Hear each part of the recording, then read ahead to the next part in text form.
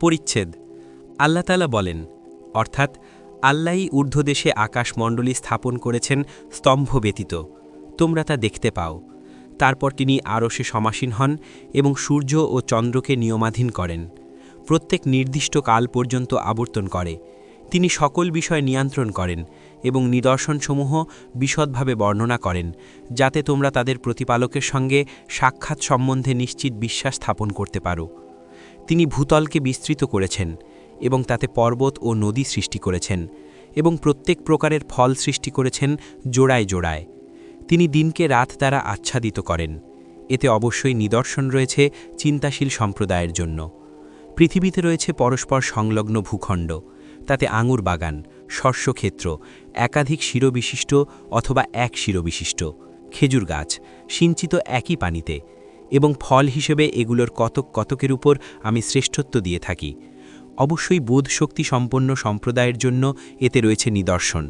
13:2-4 আল্লাহ তাআলা বলেন, অর্থাৎ বরং তিনি যিনি সৃষ্টি করেছেন আকাশমণ্ডলী ও পৃথিবী এবং আকাশ থেকে তোমাদের জন্য বর্ষণ করেন বৃষ্টি, তারপর আমি তা দিয়ে মনোরম উদ্যান সৃষ্টি করি। তার গাছপালা উদ্গাত বা ক্ষমতা তোমাদের নেই। আল্লাহর সাথে অন্য কোনো ইলাহ আছে কি?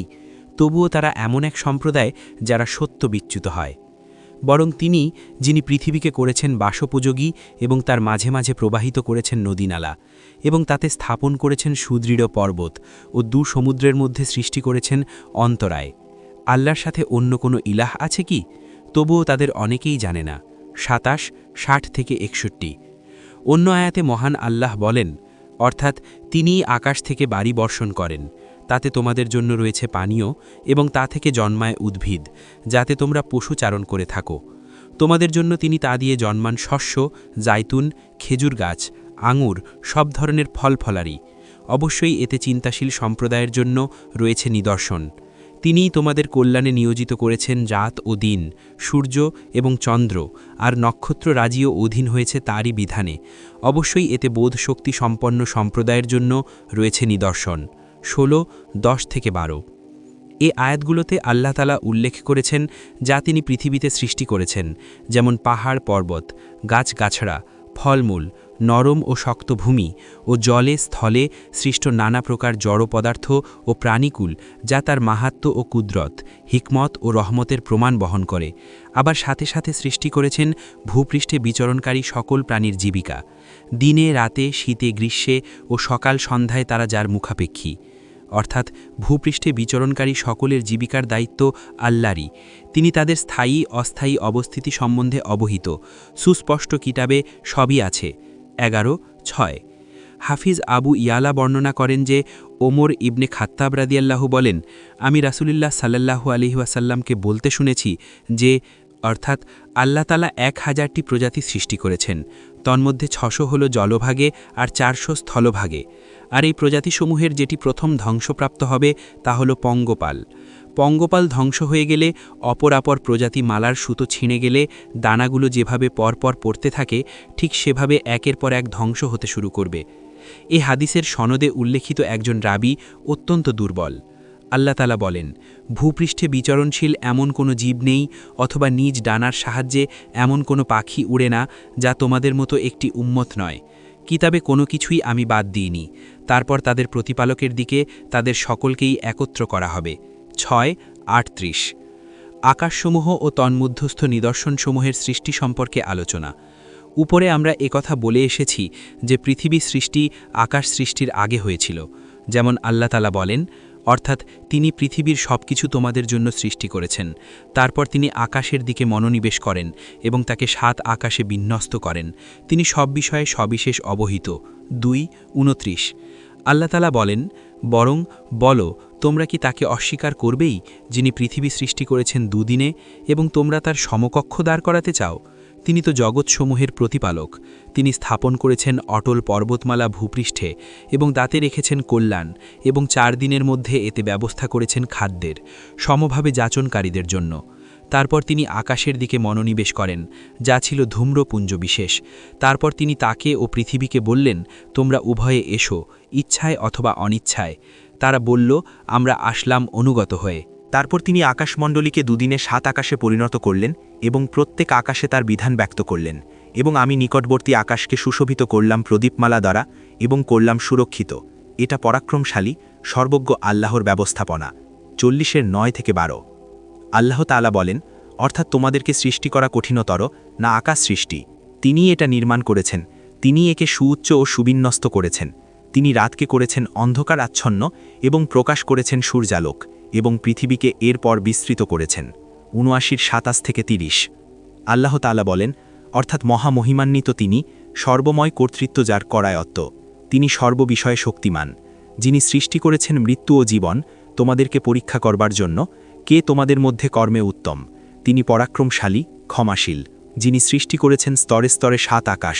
দয়াময় আল্লাহর সৃষ্টিতে তুমি কোনো খুঁত দেখতে পাবে না, আবার তাকিয়ে দেখো কোনো ত্রুটি দেখতে পাও কি? তারপর তুমি বারবার দৃষ্টি ফেরাও, সে দৃষ্টি ব্যর্থ ও ক্লান্ত হয়ে তোমাদের দিকে ফিরে আসবে। আমি নিকটবর্তী আকাশকে সুশোভিত করেছি প্রদীপমালা দ্বারা, এবং তাদেরকে করেছি শয়তানের প্রতি নিক্ষেপের উপকরণ, এবং তাদের জন্য প্রস্তুত রেখেছি জ্বলন্ত অগ্নির শাস্তি। 67-1-5 আল্লাহ তাআলা বলেন, অর্থাৎ আমি নির্মাণ করেছি তোমাদের ঊর্ধ্বদেশে সুস্থিত 7 আকাশ এবং সৃষ্টি করেছি প্রজ্জ্বল দ্বীপ।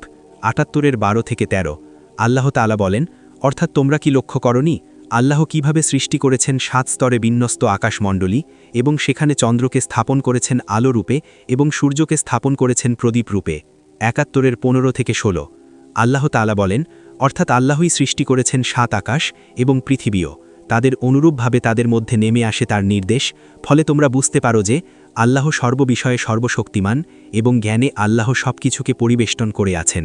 65-12 আল্লাহ তাআলা বলেন, অর্থাৎ কত মহান তিনি, যিনি নভমণ্ডলে সৃষ্টি করেছেন রাশিচক্র এবং তাতে স্থাপন করেছেন প্রদীপ ও জ্যোতির্ময় চন্দ্র, এবং যারা উপদেশ গ্রহণ করতে ও কৃতজ্ঞ হতে চায় তাদের জন্য তিনি সৃষ্টি করেছেন রাত এবং দিন পরস্পরের অনুগামী রূপে।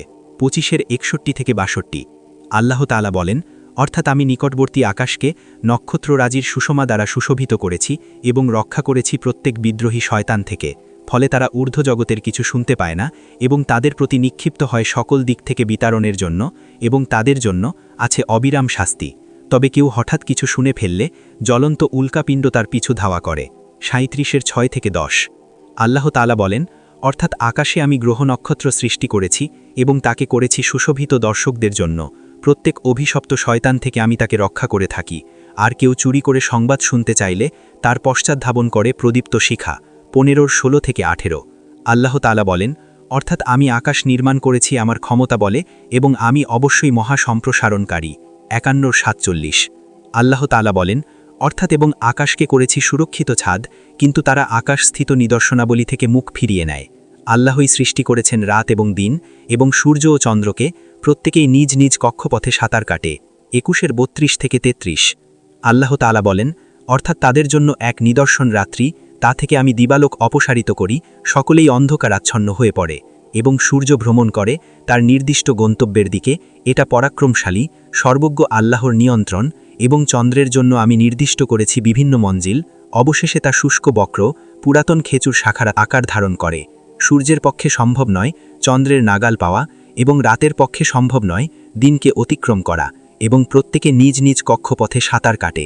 36-37-40 আল্লাহ তাআলা বলেন, অর্থাৎ তিনি উষার উন্মেষ ঘটান, তিনি বিশ্রামের জন্য রাত্রি এবং গণনার জন্য সূর্য ও চন্দ্র সৃষ্টি করেছেন। এসবই পরাক্রমশালী সর্বজ্ঞ আল্লাহর নিরূপণ। তিনিই তোমাদের জন্য নক্ষত্র সৃষ্টি করেছেন, যেন তা দ্বারা স্থলের ও সমুদ্রের অন্ধকারে তোমরা পথ পাও। জ্ঞানী সম্প্রদায়ের জন্য আমি নিদর্শনসমূহ বিশদভাবে বিবৃত করেছি।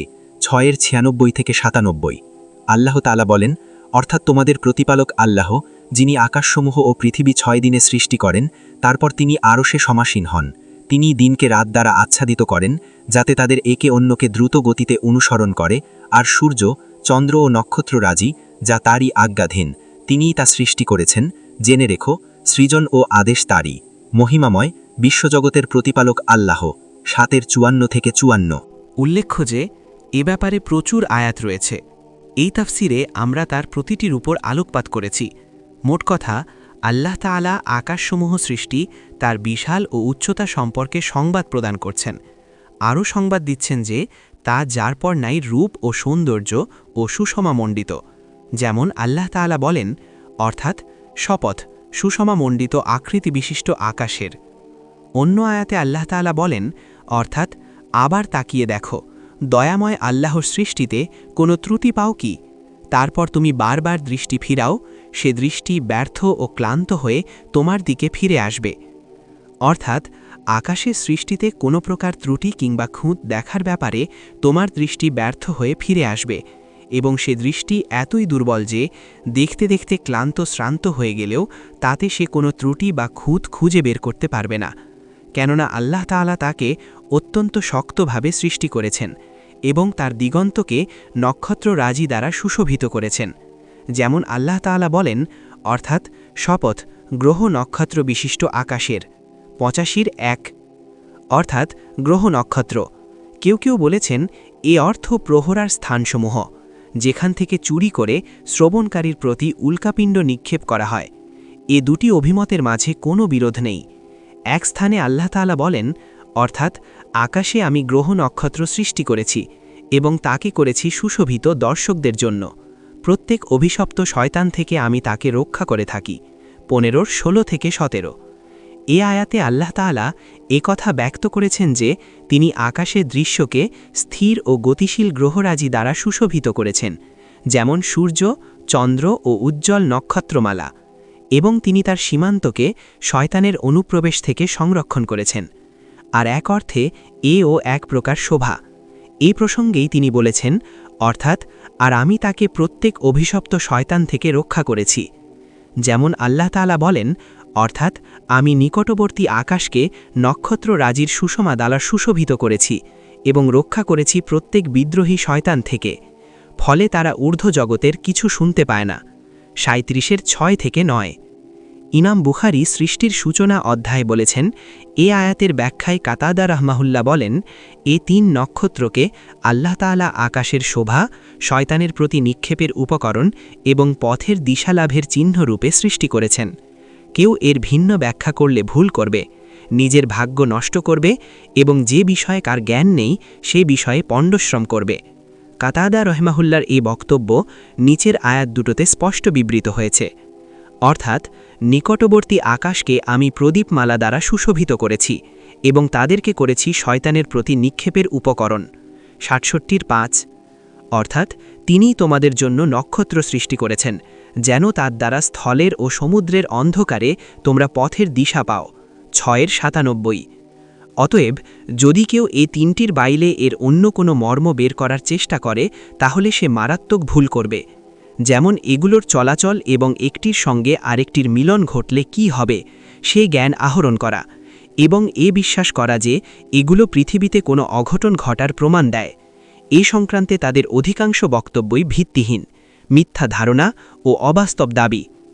আবার আল্লাহ তাআলা জানিয়ে দিয়েছেন যে তিনি স্তরে স্তরে অর্থাৎ একটির ওপর একটি করে 7 আকাশ সৃষ্টি করেছেন, কিন্তু জ্যোতির্বিজ্ঞানীদের মধ্যে এ ব্যাপারে মতপার্থক্য রয়েছে যে সেগুলো কি পরস্পর মিশ্রিত নাকি বিচ্ছিন্ন, মধ্যে ফাঁকা রয়েছে। তবে দ্বিতীয় অভিমতটি সঠিক। তার প্রমাণ পার্বত্য ছাগল সংক্রান্ত হাদিসে আব্দুল্লাহ ইবান আব্বাস রাদিয়াল্লাহু আনহু থেকে আহনাফ সূত্রে বর্ণিত আব্দুল্লাহ ইবান উমাইরার হাদিসে যে রাসূলুল্লাহ সাল্লাল্লাহু আলাইহি ওয়াসাল্লাম বলেছেন, অর্থাৎ তোমরা কি জানো যে আকাশ ও পৃথিবীর মাঝে ব্যবধান কতটুকু? আমরা বললাম, আল্লাহ ও তার রাসূলই সম্যক অবগত। তিনি বললেন, উভয়ের মধ্যে 500 বছরের দূরত্ব, এবং এক আকাশ থেকে আরেক আকাশ পর্যন্ত দূরত্ব 500 বছর, এবং প্রত্যেক আকাশের স্থূলত্ব হল 500 বছর। ইমাম আহমদ, আবু দাউদ, ইবন মাজা ও তিরমিজি রহমাহুল্লাহ এ হাদিসটি বর্ণনা করেছেন। ইমাম তিরমিজি হাদিসটি হাসান বলে অভিমত ব্যক্ত করেছেন। সহি বুখারী ও মুসলিমে মেয়ারাজ সংক্রান্ত হাদিস আনাস রাদিয়াল্লাহু আনহু বর্ণনা করেন। তিনি বলেন, এবং তিনি রাসূলুল্লাহ সাল্লাল্লাহু আলাইহি ওয়াসাল্লাম নিকটবর্তী আকাশে আদম আলাইহিস সালামকে পান। তখন জিবরাইল আলাইহিস সালাম তাকে বলেন, ইনি আপনার পিতা আদম আলাইহিস সালাম। ফলে তিনি তাকে সালাম করেন এবং তিনি সালামের জবাব দেন এবং বলেন, মারহাবা, স্বাগতম হে আমার পুত্র, আপনি কতই না উত্তম পুত্র। আনাস রাদিয়াল্লাহু আনহু এভাবে দ্বিতীয়, তৃতীয়, চতুর্থ, পঞ্চম, ষষ্ঠ ও সপ্তম আকাশে রাসূলুল্লাহ সাল্লাল্লাহু আলাইহি ওয়াসাল্লামের আরোহণ ও এর কথা উল্লেখ করেন, তা আকাশসমূহের মধ্যে বিস্তর ব্যবধানের প্রমাণ বহন করে। আবার রাসূলুল্লাহ সাল্লাল্লাহু আলাইহি ওয়াসাল্লাম নিজেও বলেছেন, অর্থাৎ তারপর সে বোরাক আমাদেরকে নিয়ে উপরে আরোহণ করে, এমনকি আমরা দ্বিতীয় আকাশে এসে উপনীত হই। তিনি অর্থাৎ জিব্রাইল আলাইহিসসালাম দরজা খুলতে বললে জিজ্ঞাসা করা হলো, ইনি কে? এ হাদিস আমাদের বক্তব্যের পক্ষে প্রমাণ বহন করে। আল্লাহই সম্যক জ্ঞাত। ইবনে হাম, ইবনুল মুনির ও আবুল ফায়েজ ইবনুল জাউজি রাহিমাহুল্লাহ প্রমুখ এ ব্যাপারে আলিমগণের ঐক্যমতের কথা বর্ণনা করেছেন যে আকাশমণ্ডলী হল একটি গোলাকার বলস্বরূপ। আল্লাহর বাণী, প্রত্যেকে আপন আপন কক্ষপথে সন্তরণ করো, এ আয়াত দ্বারা তার সপক্ষে প্রমাণ দেয়া হয়েছে। হাসান রাহিমাহুল্লাহ বলেন, অর্থাৎ চক্রাকারে ঘুরি। ইবনে আব্বাস রাদিয়াল্লাহু আনহু বলেন, প্রতিটি চক্রে চরকার ন্যায় বৃত্ত আছে। আলিমগণ বলেন, প্রতি রাতে পশ্চিম আকাশে সূর্যের অস্ত যাওয়া এবং শেষে পূর্ব আকাশে আবার উদয় হওয়াও এর প্রমাণ বহন করে। যেমন উমাইয়া ইবনে আবুসন্ত বলেন, অর্থাৎ সূর্য প্রতি রাতের শেষে লাল হয়ে উদয় হয়, তার উদয়স্থলে রং হল গোলাপি। আমাদের জন্য আত্মপ্রকাশ করতে সূর্য ইতস্তত করে, অবশেষে ধীরে ধীরে আত্মপ্রকাশ করে শাস্তিদানকারী অথবা কষাঘাতকারী রূপে। ইমাম বুখারী রাহিমাহুল্লাহ বর্ণনা করেন যে আবুজর রাদিয়াল্লাহু আনহু বলেন, রাসূলুল্লাহ সাল্লাল্লাহু আলাইহি ওয়াসাল্লাম একদিন সূর্যাস্তের সময় আমাকে বললেন, তুমি কি জানো যে সূর্য কোথায় যায়? বললাম, আল্লাহ এবং তার রাসূলই সম্যক জ্ঞাত। তিনি বললেন, সূর্য গিয়ে আরশের নিচে সিজদায় পড়ে যায়, তারপর অনুমতি প্রার্থনা করলে তাকে অনুমতি দেয়া হয়। কিন্তু একটি সময় এমন আসবে যখন সূর্য সিজদা করবে কিন্তু তা কবুল হবে না, এবং সে অনুমতি প্রার্থনা করবে কিন্তু তাকে অনুমতি দেয়া হবে না। তাকে বলা হবে, যেখান থেকে এসেছো সেখানে ফিরে যাও, ফলে সে পশ্চিম দিক থেকে উদিত হবে। এ আয়াতে আল্লাহ তাআলা এ কথাটিই বলেছেন। এ হল সৃষ্টির সূচনা অধ্যায়ে ইমাম বুখারী রাহিমাহুল্লাহের ভাষ্য। কিতাবুত তাফসিরেও তিনি হাদিসটি বর্ণনা করেছেন। আবার তাওহিদ অধ্যায়ে আমাসের হাদিস থেকেও তা বর্ণনা করেছেন। ইমাম মুসলিম, ইমাম আবু দাউদ রাহিমাহুল্লাহ হাদিসটি ভিন্ন ভিন্ন সূত্রে বর্ণনা করেছেন। ইমাম তিরমিজি রাহিমাহুল্লাহ হাদিসটি হাসান সাহি বলে মন্তব্য করেছেন। উপরে আমরা আকাশসমূহের চক্রাকারে আবর্তিত হওয়ার ব্যাপারে যা বলে এসেছি, এ হাদিসটি তার প্রতিপন্থী নয়, এবং হাদিসটিতে আরশের গোলাকার হওয়ারও প্রমাণ মিলে না, যেমন কেউ কেউ ধারণা করে থাকেন। ইতিপূর্বে আমরা তাদের বক্তব্য ভুল প্রমাণ করে এসেছি। আবার এ কথাও প্রমাণ করে না যে সূর্য আমাদের দিক থেকে গিয়ে আকাশমণ্ডলীর উপরের দিকে উঠে আরশের নিচে সিজদায় লুটে পড়ে, বরং নিজ কক্ষে সন্তরণ অবস্থাতেই আমাদের দৃষ্টি থেকে অস্তমিত হয়ে যায়। একাধিক তাফসির বিশেষজ্ঞের মতে সূর্যের কক্ষপথ হল চতুর্থ আকাশ। শরীয়তেও এর বিরোধী কোনো বক্তব্য পাওয়া যায় না, বরং বাস্তবে এর পক্ষে প্রমাণ রয়েছে, যেমন সূর্যগ্রহণে তা প্রত্যক্ষ করা যায়। মোট কথা, সূর্য দুপুরবেলায় আরশের সর্বনিকটবর্তী স্থানে অবস্থান করলেও মধ্যরাতে উত্তর ও দক্ষিণ মেরুর ঠিক মধ্যবর্তী স্থানে পৌঁছে আরশ থেকে দূরবর্তী স্থান, এটাই সূর্যের সিজদার স্থান। এখানে গিয়ে সে পূর্ব দিক থেকে উদয় হওয়ার জন্য আল্লাহ তাআলার নিকট অনুমতি প্রার্থনা করে। অনুমতি পেয়ে সে পূর্ব দিক থেকে আত্মপ্রকাশ করে, কিন্তু এতত সত্ত্বেও সে নাফরমান বনি আদমের উপর উদিত হওয়াকে অপছন্দ করে।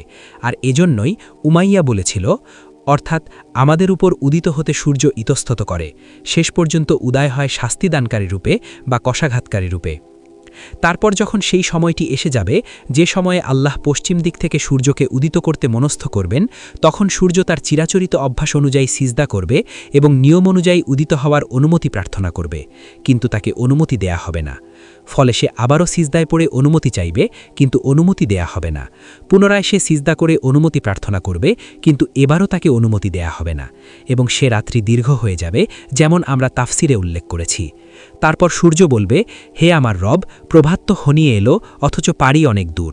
জবাবে তাকে বলা হবে, তুমি যেখান থেকে এসেছো সেখানে ফিরে যাও, ফলে সে পশ্চিম দিক থেকে উদিত হবে। তা দেখে তখন সকলে ঈমানদার হয়ে যাবে, কিন্তু ইতিপূর্বে যে ব্যক্তি ঈমান আনেনি কিংবা ঈমান এনে কোনো কল্যাণ অর্জন করেনি, তার সে সময়ের ঈমান কোনো কাজে আসবে না। আলিমগণ এর এ ব্যাখ্যাই করেছেন। কেউ কেউ বলেন, এ আয়াতের অর্থ হল পশ্চিম দিক থেকে উদিত হওয়ার আদেশ প্রাপ্তি পর্যন্ত সূর্য এভাবেই চলতে থাকবে। কেউ কেউ বলেন, মুস্তাকররিন লাহা বলতে আরশের নিচে সূর্যের সিজদার স্থানকেই বোঝানো হয়েছে। কারো কারো মতে মুস্তাকররিন লাহা অর্থ সূর্যের শেষ গন্তব্যস্থল, যা পৃথিবীর শেষ প্রান্ত। ইবনে আব্বাস রাদিয়াল্লাহু সম্পর্কে বর্ণিত আছে যে তিনি তিলাওয়াত করে এর ব্যাখ্যায় বলেন, অর্থাৎ সূর্য অবিরাম ভ্রমণ করে, কখনো ক্ষান্ত হয় না। এ অর্থে সূর্য চলন্ত অবস্থায় সিজদা করে নেয়। আর এজন্য আল্লাহ বলেন, অর্থাৎ সূর্যের পক্ষে সম্ভব নয় চন্দ্রের নাগাল পাওয়া, এবং রাতের পক্ষে সম্ভব নয় দিনকে অতিক্রম করা। এবং প্রত্যেকে নিজ নিজ কক্ষপথে সন্তরণ করে। অর্থাৎ সূর্য চন্দ্রের নাগাল পায় না, ফলে সে নিজ রাজ্যেই উদিত হয়, আর চন্দ্রও সূর্যকে ধরতে পারে না। রাত দিনকে অতিক্রম করতে পারে না, অর্থাৎ রাত এমন গতিতে অতিক্রম করে না যে দিনকে হটে গিয়ে তাকে স্থান করে দিতে হয়, বরং নিয়ম হল দিন চলে গেলে তার অনুগামী রূপে তার পেছনে রাতের আগমন ঘটে। যেমন অন্য এক আয়াতে আল্লাহ তাআলা বলেন, তিনি দিবসকে রাত্রি দ্বারা আচ্ছাদিত করেন, যাতে তাদের একে অন্যকে দ্রুত গতিতে অনুসরণ করে। আর সূর্য, চন্দ্র ও নক্ষত্ররাজি যা তারই আজ্ঞাধীন, তা তিনি সৃষ্টি করেছেন। জেনে রাখো, সৃজন ও আদেশ তারই, মহিমাময় বিশ্বজগতের প্রতিপালক আল্লাহ। আল্লাহ তাআলা বলেন, অর্থাৎ এবং যারা উপদেশ গ্রহণ করতে ও কৃতজ্ঞ হতে চায় তাদের জন্য তিনিই সৃষ্টি করেছেন রাত এবং দিনকে পরস্পরের অনুগামী রূপে। অর্থাৎ রাত ও দিনকে তিনি এমনভাবে সৃষ্টি করেছেন যে একটির পর অপরটি পর্যায়ক্রমে আগমন করে থাকে। যেমন রাসূলুল্লাহ সাল্লাল্লাহু আলাইহি ওয়াসাল্লাম বলেছেন, অর্থাৎ একদিকে রাত ঘনিয়ে এলে অপরদিকে দিনের পরিসমাপ্তি ঘটলে এবং সূর্য ডুবে গেলে রোজাদার যেন ইফতার করে নেয়। মোট কথা, সময় রাত ও দিন এ দুভাগে বিভক্ত, এ দুইয়ের মাঝে অন্য কিছু নেই। আর এজন্যই আল্লাহ তাআলা বলেন, আল্লাহ রাতকে দিনে এবং দিনকে রাতে পরিণত করেন। তিনি চন্দ্র সূর্যকে করেছেন নিয়মাধীন, প্রত্যেকে বিচরণ করে নির্দিষ্ট কাল পর্যন্ত। অর্থাৎ রাত ও দিনের একটির কিছু অংশকে তিনি অপরটির মধ্যে প্রবেশ করিয়ে দেন, অর্থাৎ একটির দীর্ঘায়তন থেকে কিছু নিয়ে অপরটি ক্ষুদ্রায়তনে ঢুকিয়ে দেন, ফলে দুটো সমান সমান হয়ে যায়। যেমন বসন্তকালের প্রথম দিকে হয়ে থাকে, যে এর আগে রাত থাকে দীর্ঘ আর দিন থাকে খাটো, তারপর ধীরে ধীরে রাত হ্রাস পেতে থাকে আর দিন বৃদ্ধি পেতে থাকে। এভাবে এক সময় উভয়ই সমান হয়ে যায়, তা হল বসন্তের প্রথম অংশ। তারপর দিন দীর্ঘ ও রাত খাটো হতে থাকে। এভাবে পুনরায় হেমন্তের শুরুতে এসে রাত দিন দুটোই সমান হয়ে যায়, আর প্রতি বছরই এরূপ চলতে থাকে। এজন্যই আল্লাহ তাআলা বলেছেন, এবং তারই অধিকারে রাত ও দিনের পরিবর্তন। অর্থাৎ এসব কিছুই আল্লাহরই হাতে। তিনি এমন এক শাসক যার বিরুদ্ধাচারণ করা কিংবা যাকে বাধা প্রদান করা যায় না। এজন্যই তিনি আকাশ, নক্ষত্ররাজি ও রাত দিনের আলোচনার সময় আয়াতের শেষে বলেছেন, অর্থাৎ এসবই পরাক্রমশালী সর্বজ্ঞ আল্লাহরই নিয়ন্ত্রণ। অর্থ, সব কিছুর উপর যিনি পূর্ণ ক্ষমতাবান এবং সবই যার অনুগত, ফলে তাকে ঠেকানো যায় না, পরাস্ত করা যায় না। আর অর্থ, যিনি সব বিষয়ে সর্বজ্ঞ, ফলে সব কিছুকে তিনি যথারীতি একটি অপরিবর্তনীয় ও অলঙ্ঘনীয় নিয়মে নিয়ন্ত্রণ করেন। সহিহ বুখারী ও মুসলিম শরীফে আবু হুরায়রা রাদিয়াল্লাহু সূত্রে বর্ণিত আছে যে রাসূলুল্লাহ সাল্লাল্লাহু আলাইহি ওয়াসাল্লাম বলেছেন, অর্থাৎ আদমের সন্তানেরা আমাকে কষ্ট দেয়, তারা সময়কে গালাগালি দেয়, অথচ আমিই সময়, আমার হাতেই সব ক্ষমতা, রাত ও দিনকে আমিই আবর্তিত করে থাকি। অন্য বর্ণনায় আছে, অর্থাৎ আমিই কাল, তার রাত ও দিনকে আমিই আবর্তিত করে থাকি। এর ব্যাখ্যায় ইমাম শাফিঈ ও আবু উবাইদ কাসিম রহিমাহুমুল্লাহ প্রমুখ আলিম বলেন, মানুষ বলে থাকে যে কাল আমাদের সঙ্গে এরূপ আচরণ করেছে, কিংবা বলে যে হায় কালের করাল গ্রাস, সে আমাদের সন্তানদেরকে ইতিম বানিয়ে দিল, নারীদেরকে বিধবা বানালো। আল্লাহ তাআলা বলেন, অর্থাৎ প্রকৃতপক্ষে আমিই সে কাল যাকে উদ্দেশ্য করে মানুষ এসব বলে, কেননা কালের প্রতি আরোপিত কর্মাধিকারের কর্তা তিনিই, আর কাল হল তারই সৃষ্টি। আসলে যা ঘটেছে আল্লাহই তা ঘটিয়েছেন, সুতরাং সে কর্তাকে ডাল দিচ্ছে আর ধারণা করছে যে এসব কালেরই কাণ্ড। কর্তা মূলত আল্লাহ, যিনি সব কিছুর সৃষ্টিকর্তা ও সর্ববিষয়ে ক্ষমতাবান। যেমন তিনি বলেছেন, আমিই কাল, আমার হাতেই সব কিছু, তার রাত ও দিবসকে আমিই পরিবর্তন করে থাকি।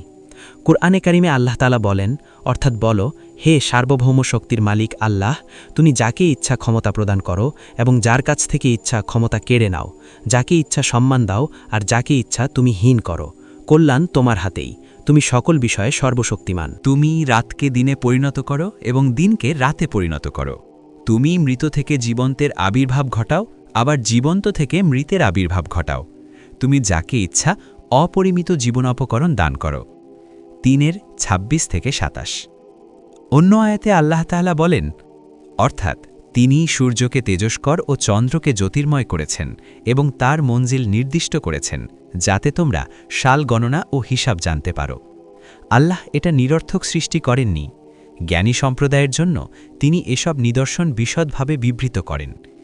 দিন ও রাতের পরিবর্তনে এবং আল্লাহ আকাশমণ্ডলী ও পৃথিবীতে যা সৃষ্টি করেছেন তাতে নিদর্শন রয়েছে মুত্তাকি সম্প্রদায়ের জন্য। 10:5-6। অর্থাৎ আল্লাহ তাআলা আলো আকার আকৃতি, সময় ও চলনচলের ক্ষেত্রে সূর্য ও চন্দ্রের মাঝে ব্যবধান করেছেন। সূর্যের কিরণকে করেছেন তেজস্কর জ্বলন্ত প্রমাণ ও দীপ্ত আলো, আর চন্দ্রকে বানিয়েছেন নূর, অর্থাৎ জ্বলন্ত সূর্যের প্রমাণের তুলনায় নিষ্প্রভ, এবং তার আলো সূর্যের আলো থেকে প্রাপ্ত। আবার তিনি চন্দ্রের মঞ্জিলসমূহ নির্ধারণ করে দিয়েছেন, অর্থাৎ চন্দ্র সূর্যের নিকটে থাকার কারণে এবং উভয়ের মুখোমুখিতা কম হওয়ার ফলে মাসের প্রথম রাতে চন্দ্র দুর্বল ও স্বল্প আলোকময় হয়ে উদিত হয়।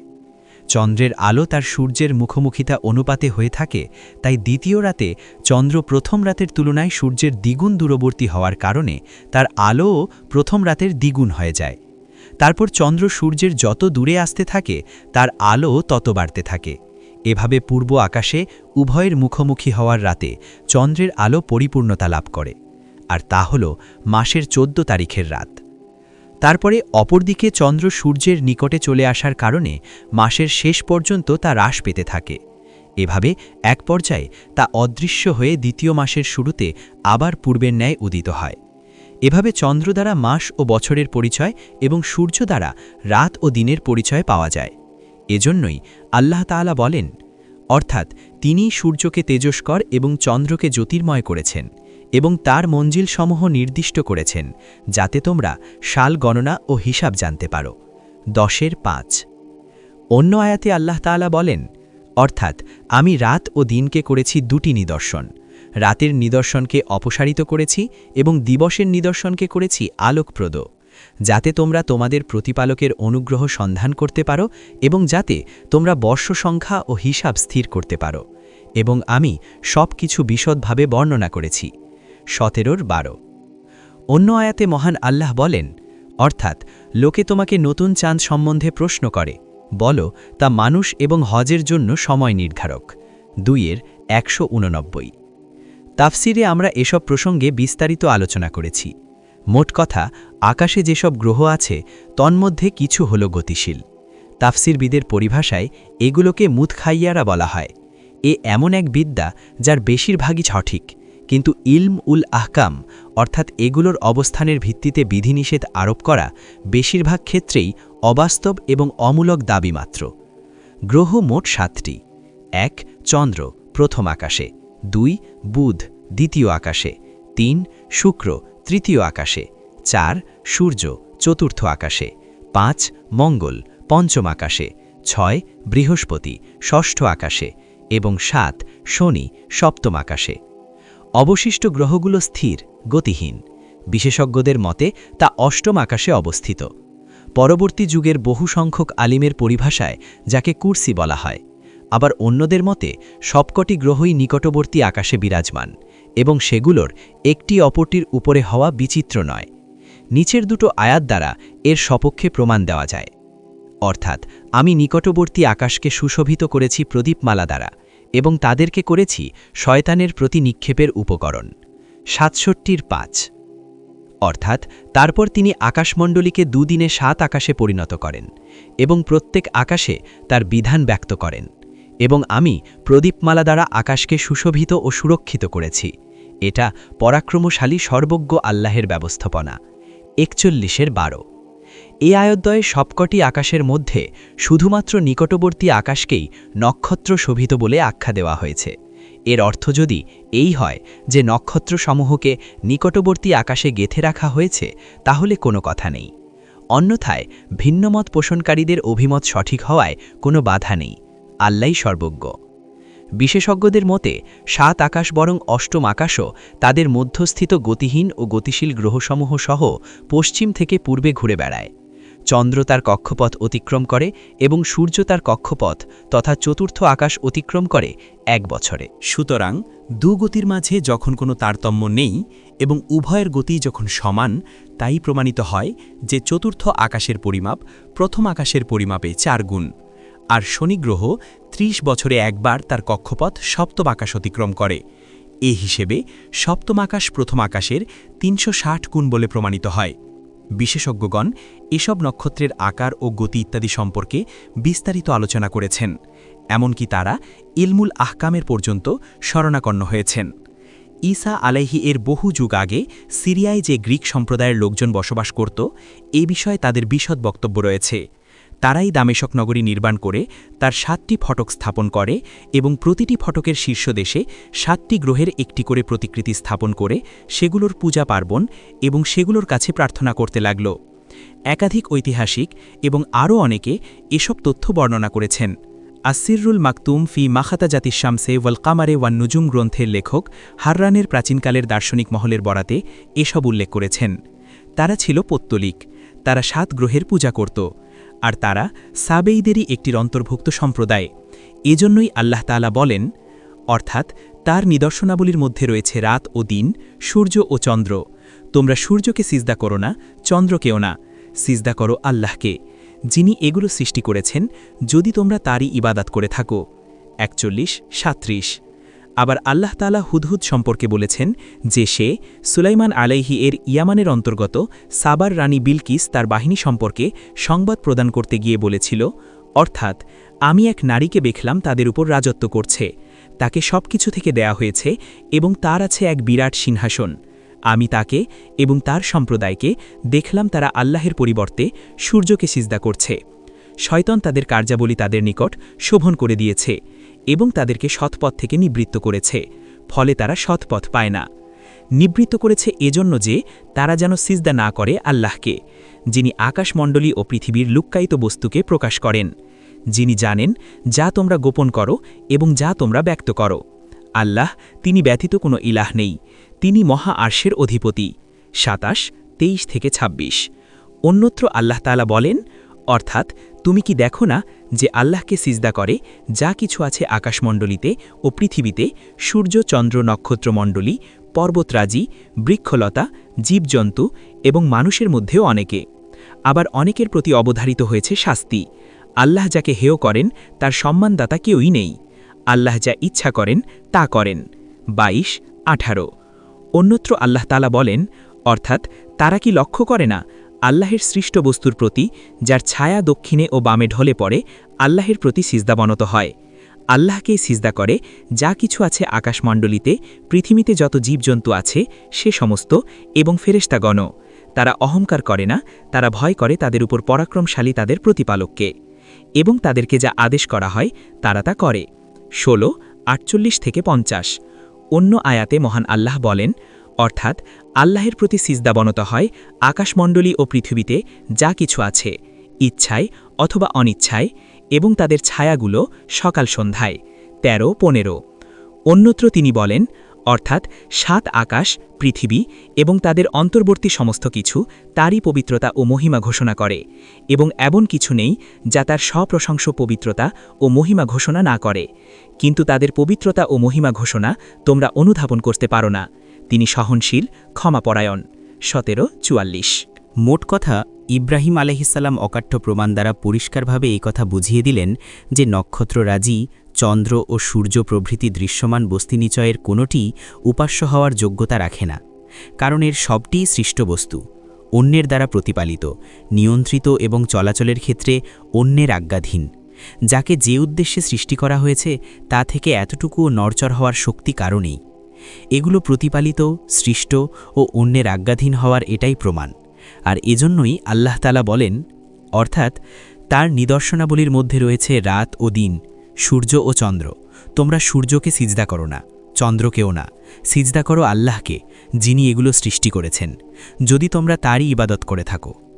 সহিহ বুখারী ও মুসলিম শরীফে ইবনে উমর, ইবনে আব্বাস রাদিয়াল্লাহু ও আয়েশা রাদিয়াল্লাহু প্রমুখ সাহাবী থেকে সালাতুল কুসুফ, সূর্যগ্রহণের নামাজ সম্পর্কে বর্ণিত আছে যে রাসূলুল্লাহ সাল্লাল্লাহু আলাইহি ওয়াসাল্লাম একদিন তার ভাষণে বলেন, অর্থাৎ সূর্য ও চন্দ্র আল্লাহর নিদর্শনসমূহের দুটো নিদর্শন, কারো জীবন বা মৃত্যুর কারণে এগুলোতে গ্রহণ লাগে না। ইমাম বুখারী রাহিমাহুল্লাহ সৃষ্টির সূচনা অধ্যায়ে বর্ণনা করেন যে আবু হুরাইরা রাদিয়াল্লাহু বলেন যে রাসূলুল্লাহ সাল্লাল্লাহু আলাইহি ওয়াসাল্লাম বলেছেন, অর্থাৎ সূর্য ও চন্দ্র কিয়ামতের দিন নিষ্প্রভ হয়ে যাবে। ইমাম বুখারী রাহিমাহুল্লাহ এককভাবে হাদিসটি বর্ণনা করেছেন, তবে হাফিজ আবু বাক্কার বাজ্জার রাহিমাহুল্লাহ এর চেয়ে আরও বিস্তারিতভাবে হাদিসটি বর্ণনা করেছেন।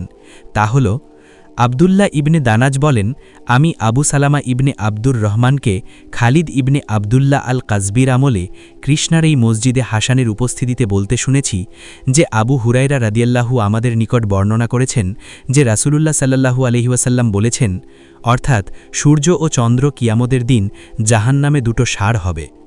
কথা শুনে হাসান রাহিমাহুল্লাহ বললেন, ওদের কোন কর্মফলের দরুন? জবাবে আবু সালামা বললেন, আমি রাসূলুল্লাহ সাল্লাল্লাহু আলাইহি ওয়াসাল্লামের হাদিস তোমার নিকট বর্ণনা করছি, আর তুমি নাকি বলছো ওদের কোন কর্মফলের দরুন? তারপর বাজ্জার রাহিমাহুল্লাহ বলেন, আবু হুরাইরা রাদিয়াল্লাহু থেকে এই হাদিসটি এই সূত্র ব্যতীত বর্ণিত হয়নি, আর আবদুল্লাহ দানাজ আবু সালামা রাদিয়াল্লাহু থেকে এই হাদিসটি ব্যতীত অন্য কোনো হাদিস বর্ণনা করেননি। হাফিজ আবু ইয়ালা আল মুসাল্লি ইয়াজিদ আর রুকাশি নামক একজন দুর্বল রাউি সূত্রে আনাস রাদিয়াল্লাহু থেকে বর্ণনা করেন যে তিনি বলেন, রাসূলুল্লাহ সাল্লাল্লাহু আলাইহি ওয়াসাল্লাম বলেছেন, অর্থাৎ সূর্য ও চন্দ্র জাহান্নামে দুটো ভীত সন্ত্রস্ত ষাঁড় হবে।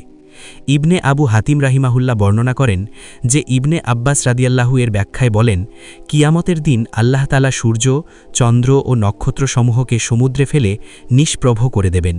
তারপর আল্লাহ পশ্চিমা বায়ু প্রেরণ করবেন, তা সেগুলোকে আগুনে ইন্ধনরূপে নিক্ষেপ করবে। এসব বর্ণনা প্রমাণ করে যে সূর্য ও চন্দ্র আল্লাহর সৃষ্টিসমূহের অন্তর্ভুক্ত।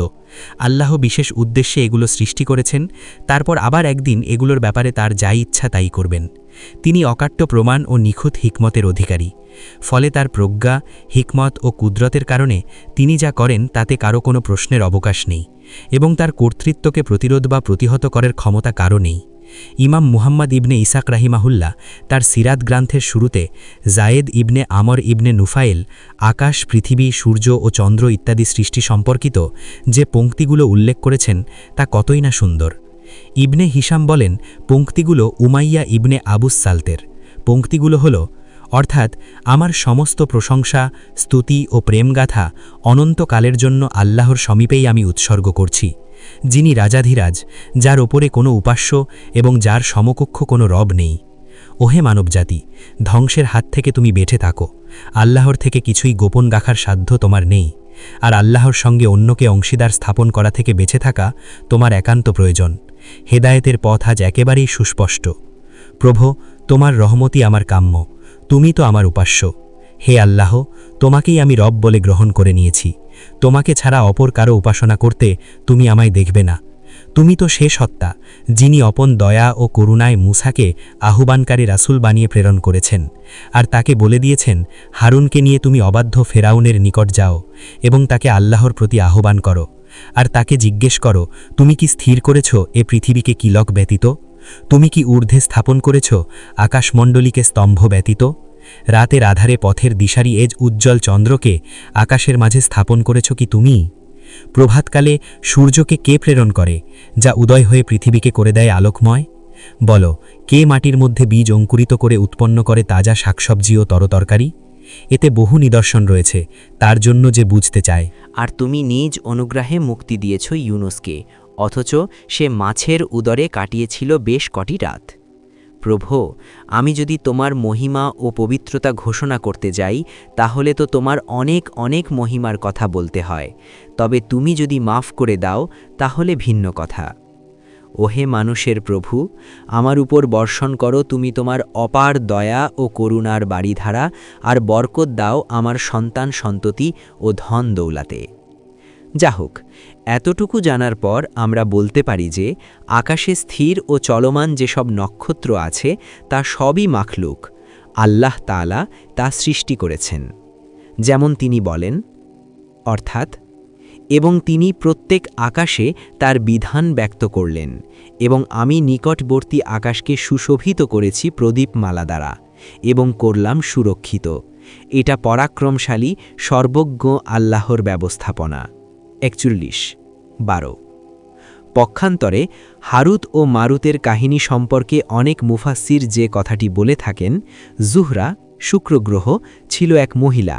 তার কাছে তারা অসৎ প্রস্তাব দিলে তারা তাকে ইসমে আজম শিক্ষা দেবে, এ শর্তে সে সম্মত হয়। শর্তমতো হারুত ও মারুত তাকে ইসমে আজম শিখিয়ে দিলে তা উচ্চারণ করে সে নক্ষত্র হয়ে আকাশে উঠে যায়। আমার ধারণা এটা ইসরায়েলীদের মন গড়া কাহিনী। যদিও কাব আল আহবার তা বর্ণনা করেছেন এবং তার বরাতে পূর্ববর্তী যুগের একদল আলিম ইসরায়েলের কাহিনী হিসেবে বর্ণনা করেছেন। ইমাম আহমদ এবং ইবান হিব্বান রাহিমাহুল্লাহ তার সহি গ্রন্থে এ প্রসঙ্গে একটি রেওয়ায়েত করেছেন। আহমদ ওমর রাদিয়াল্লাহু সূত্রে নবী করিম সাল্লাল্লাহু আলাইহি ওয়াসাল্লাম থেকে কাহিনীটি সবিস্তারে বর্ণনা করেছেন।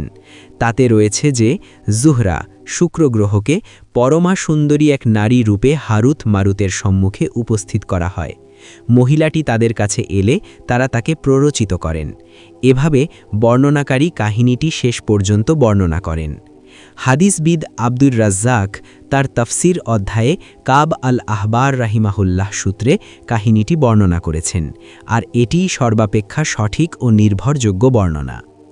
আবার হাকিম রাহিমাহুল্লাহ তার মুস্তাদরাকে এবং ইবনে আবু হাতিম রাহিমাহুল্লাহ তার তফসিরে ইবনে আব্বাস রাদিয়াল্লাহু সূত্রে কাহিনীটি বর্ণনা করেছেন।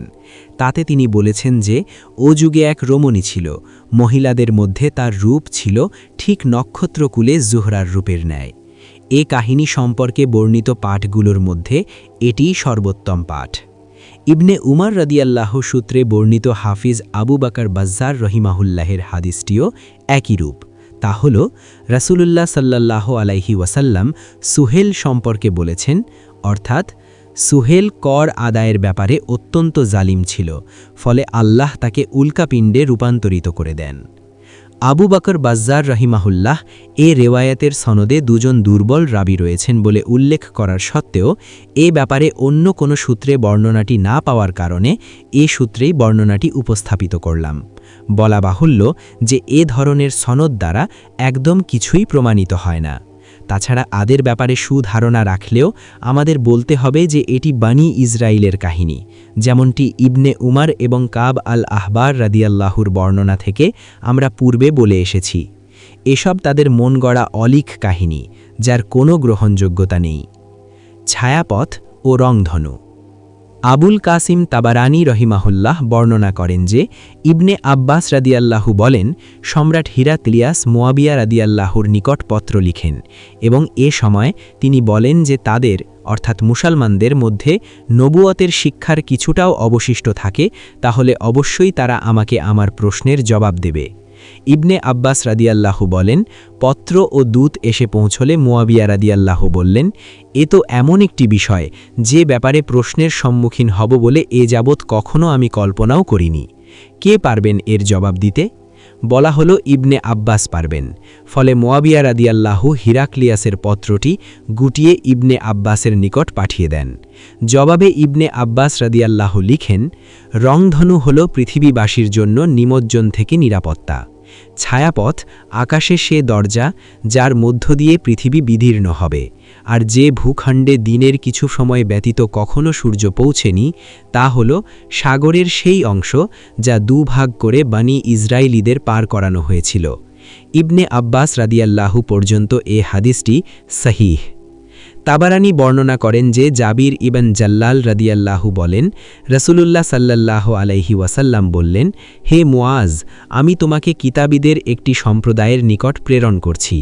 যখন তুমি আকাশস্থিত ছায়াপথ সম্পর্কে প্রশ্নের সম্মুখীন হবে তখন বলে দেবে যে তা আরশের নিচে অবস্থিত একটি সাপের লালা। এ হাদিসটি অতিমাত্রায় মুনকার, বরং এটা মাউজু বা জাল হওয়ার সম্ভাবনাই বেশি। এর রাবি ফালেহ আল মুখতার হলেন আবু সাল আল বাসরি। পরে তিনি মিশরে চলে যান। তার সম্পর্কে আবু হাতিম রাজি বলেছেন, লোকটি অজ্ঞাত পরিচয়ে বাজে কথা বলায় অভ্যস্ত। হাফিজ আবুল ফাতহ আজদি বলেছেন, লোকটি অতিমাত্রায় মুনকারুল হাদিস। আর ইবনে আদি রহিমাহুল্লাহ বলেছেন, মতন ও সনদ কোনো দিক থেকেই তার হাদিস অনুসরণযোগ্য নয়। আল্লাহ তাআলা বলেন, অর্থাৎ তিনি তোমাদেরকে দেখান বিজলি যা ভয় ও ভরসা সঞ্চার করে, এবং তিনি সৃষ্টি করেন ঘনমেঘ। বজ্রনির্ঘোষ ও ফেরেশতাগণ সভয়ে তার সপ্রশংস মহিমা ও পবিত্রতা ঘোষণা করে, এবং তিনি বজ্রপাত করেন এবং যাকে ইচ্ছা তা দ্বারা আঘাত করেন। তথাপি তারা আল্লাহ সম্বন্ধে বিতণ্ডা করে, যদিও তিনি মহাশক্তিশালী। 12-13। অন্যত্র মহান আল্লাহ বলেন, অর্থাৎ আকাশমণ্ডলী ও পৃথিবীর সৃষ্টিতে দিন ও রাতের পরিবর্তন যা মানুষের হিত সাধন করে, তা সহ সমুদ্রে বিচরণশীল নৌযানসমূহে আল্লাহ আকাশ থেকে যে বাড়ি বর্ষণ দ্বারা পৃথিবীকে তার মৃত্যুর পর পুনর্জীবিত করেন, তাতে এবং তার মধ্যে যাবতীয় জীবজন্তুর বিস্তারণে, বায়ুর দিক পরিবর্তনে, আকাশ ও পৃথিবীর মধ্যে নিয়ন্ত্রিত মেঘমালাতে জ্ঞানবান জাতির জন্য নিদর্শন রয়েছে। 2 164 ইমাম আহমদ রহিমাহুল্লাহ যথাক্রমে ইয়াজিদ ইবনে হারুন ইব্রাহিম ইবনে সাদ ও সাদ সূত্রে গিফার গোত্রের জনৈক প্রবীণ ব্যক্তি থেকে বর্ণনা করেন যে তিনি বলেন আমি রাসূলুল্লাহ সাল্লাল্লাহু আলাইহি ওয়াসাল্লামকে বলতে শুনেছি অর্থাৎ আল্লাহ মেঘ সৃষ্টি করেন ফলে তা উত্তমভাবে কথা বলে এবং উত্তম হাসি হাসে মুসা ইবনে উবাইদা ইবনে সাদ ইব্রাহিম বলেন মেঘের কথা বলা হলো বজ্র আর হাসি হলো বিজলি ইবনে আবু হাতিম বর্ণনা করেন যে মুহাম্মদ ইবনে মুসলিম বলেন আমাদের নিকট সংবাদ পৌঁছেছে যে এমন একজন ফেরেশতা যার 4টি মুখ আছে মানুষের মুখ ষাঁড়ের মুখ শকুনের মুখ এবং সিংহের মুখ সে তার লেজ নাড়া দিলেই তা থেকে বিজলি সৃষ্টি হয় ইমাম আহমদ তিরমিজি নাসাই ও বুখারী রহিমাহুল্লাহ কিতাবুল আদবে এবং হাকিম তার মুস্তাদরাকে হাজ্জাজ ইবনে আরতাহ রহিমাহুল্লাহ বর্ণিত হাদিসটি সালিমের পিতার সূত্রে বর্ণনা করেন যে রাসূলুল্লাহ সাল্লাল্লাহু আলাইহি ওয়াসাল্লাম যখন বজ্রধ্বনি শুনতেন তখন বলতেন অর্থাৎ হে আল্লাহ তুমি আমাদেরকে তোমার গজব দ্বারা বধ করো না এবং তোমার আযাব দ্বারা ধ্বংস করো না এবং এর আগেই তুমি আমাদেরকে নিরাপত্তা দান করো ইবনে জারির রাহিমাহুল্লাহ আবু হুরায়রা রাদিয়াল্লাহু সূত্রে বর্ণনা করেন যে রাসূলুল্লাহ সাল্লাল্লাহু আলাইহি ওয়াসাল্লাম বজ্রের আওয়াজ শুনলে বলতেন অর্থাৎ পবিত্র সেই মহান সত্তা বজ্র যার সপ্রশংস মহিমা ও পবিত্রতা ঘোষণা করে আলী রাদিয়াল্লাহু সম্পর্কে বর্ণিত আছে যে তিনি বলতেন ইবনে আব্বাস আসওয়াদ ইবনে ইয়াজিদ ও তাউস প্রমুখ থেকেও এরূপ বর্ণিত আছে মালিক আবদুল্লাহ ইবনে ওমর রাদিয়াল্লাহু থেকে বর্ণনা করেন যে রাসূলুল্লাহ সাল্লাল্লাহু আলাইহি ওয়াসাল্লাম বজ্রের আওয়াজ শুনলে কথাবার্তা ত্যাগ করে বলতেন অর্থাৎ পবিত্র সেই মহান সত্তা বজ্র ও ফেরেশতাগণ সভয়ে যার সপ্রশংস মহিমা ও পবিত্রতা ঘোষণা করে তিনি আরও বলতেন অর্থাৎ এটা নিশ্চয়ই পৃথিবীবাসীর জন্য এক কঠোর হুঁশিয়ারি ইমাম আহমদ রহিমাহুল্লাহ আবু হুরায়রা রাদিয়াল্লাহু থেকে বর্ণনা করেন যে রাসূলুল্লাহ সাল্লাল্লাহু আলাইহি ওয়াসাল্লাম বলেছেন অর্থাৎ তোমাদের রব বলেছেন আমার বান্দারা যদি আমার আনুগত্য করত তাহলে আমি তাদের জন্য রাতে বৃষ্টি দিতাম আর দিনে সূর্য উদিত করতাম আর তাদেরকে বজ্রের নিনাদ শোনাতাম না অতএব তোমরা আল্লাহর জিকির করো কারণ জিকিরকারীর উপর তা আপতিত হয় না আমার তাফসির গ্রন্থে এর বিস্তারিত আলোচনা রয়েছে প্রশংসা সব আল্লাহরই প্রাপ্য